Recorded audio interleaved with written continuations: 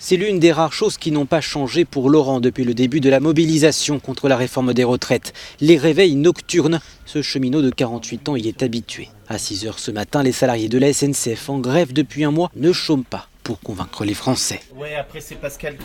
Là on va installer le piquet de grève de Perrache, donc on récupère notre matériel comme tous les matins depuis le 5 décembre. Objectif, sensibiliser les usagers et maintenir la pression, car rien dans cette réforme ne les convainc.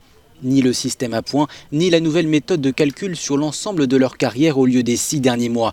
Et encore moins l'âge pivot qui permet toujours de partir à la retraite à 62 ans tout en mettant en place une décote pour inciter à partir plus tard.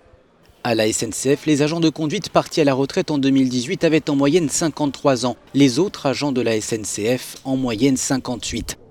Les cheminots ont néanmoins obtenu un relèvement de cet âge de départ progressif, mais pour eux ce n'est pas suffisant. Nous, effectivement, le préalable, c'est le retrait de ce projet. Le gouvernement le sait. Il doit mesurer aussi la colère qu'il y a dans le pays et en prendre la mesure. Un retrait pur et simple de la réforme des retraites est loin d'être la ligne fixée par Emmanuel Macron qui a rappelé lors de ses vœux qu'il souhaitait mener la réforme à son terme tout en appelant à un compromis rapide. Mais la mesure de l'âge pivot suscite l'opposition de tous les syndicats, y compris celle de la CFDT. Une mesure également rejetée par une majorité de Français dans les sondages qui suscite également des critiques au sein même de la majorité.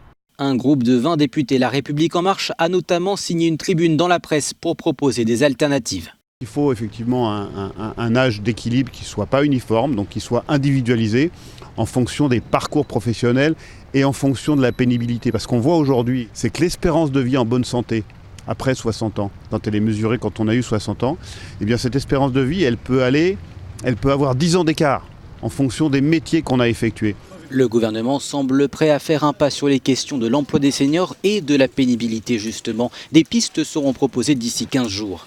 En attendant les nouvelles négociations vendredi sur la question du financement des retraites, chacun campe sur ses positions. De nouveaux appels à manifester pour ce week-end ont été lancés.